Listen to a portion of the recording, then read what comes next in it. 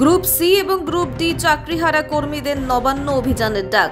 আজ সকালে বিভিন্ন জেলা থেকে হাওড়া ময়দানে জড়ো হন বিভিন্ন জেলার কর্মীরা। আগে থেকে গোটা হাওড়া ময়দান চত্বরে হাওড়া সিটি পুলিশের পক্ষ থেকে কড়া নিরাপত্তার ব্যবস্থা করা হয়। নবান্নর দিকে যাওয়ার রাস্তাগুলিতে বাঁশের ব্যারিকেড এবং গার্ডরেল দিয়ে ঘিরে দেওয়া হয়। ঘটনাস্থলে বিরাট পুলিশ বাহিনী এবং র্যাব মোতায়েন করা হয়। শুধুমাত্র হাওড়া ময়দানের মেট্রো স্টেশনের বাইরে নয়, নবান্নর চারপাশে নিরাপত্তার চাদরে মুড়ে ফেলা হয়। মোড়ে মোড়ে পুলিশ মোতায়েন করা হয়। এলাকা পরিদর্শন করেন পুলিশ কমিশনার প্রবীণ কুমার ত্রিপাঠী। উল্লেখ, 2016 সালে এসএসসি পরীক্ষার মাধ্যমে চাকরি পান। পরে সুপ্রিম কোর্টের নির্দেশে তাদের চাকরি যায়।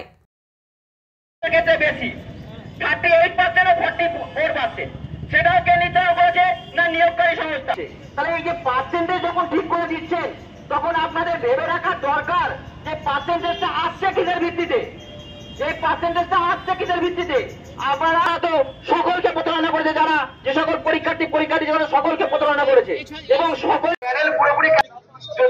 দেখুন, আমাদের দাবি হচ্ছে যোগ্য 3394 যে শিক্ষাকর্মী আছে তাদের সম্বন্ধে সুস্পষ্ট বার্তা দিতে হবে।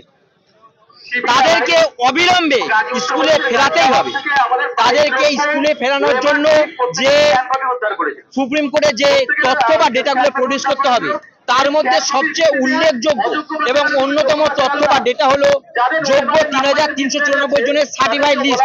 সেটা এসএসসির পাবলিক ওয়েবসাইটে পাবলিশ করতে হবে এবং তাদের রিভিউ ফাইলিং এর সঙ্গে অ্যাটাচমেন্ট করতে হবে।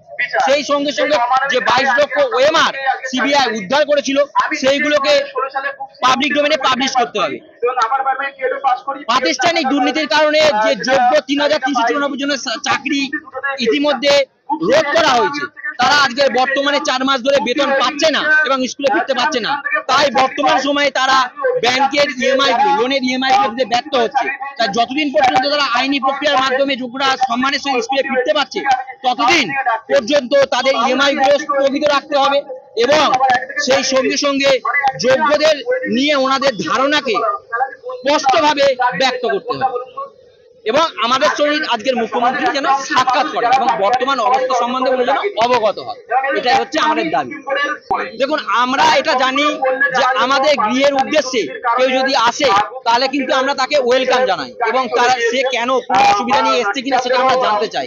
আজকে কিন্তু মাননীয় মুখ্যমন্ত্রীর অফিসিয়াল অ্যাড্রেসে কিন্তু আমরা যাচ্ছি এবং আমরা কিন্তু 7 বছর ধরে এই সরকারি সমস্ত কাজ কিন্তু নিজেদের মেধা ও যোগ্যতার ভিত্তিতে সম্পন্ন করেছি। তাই আমরা মনে করছি উনি আমাদের যোগ্যদের সঙ্গে তাদের সাক্ষাৎ করুন এবং আমাদের বর্তমান অবস্থা সম্বন্ধে অবগত হন। যোগ্যদের সার্টিফাইড লিস্ট সহ অন্যান্যগুলো দাবি পূরণের মধ্যে দিয়ে আমাদের স্কুলে ফেরানোর পথকে প্রশস্ত করুন। আগামী দিনে যে কর্মসূচি আমরা নেব, সেগুলো আমরা যোগ্য শিক্ষাকর্মীদের সঙ্গে আলোচনার মাধ্যমে আপনাদেরকে জানিয়ে নেব। তবে এর থেকে বৃহত্তর কোনো আন্দোলন বা কর্মসূচি আমরা নেব, এটা আপনাদেরকে বলতে পারি।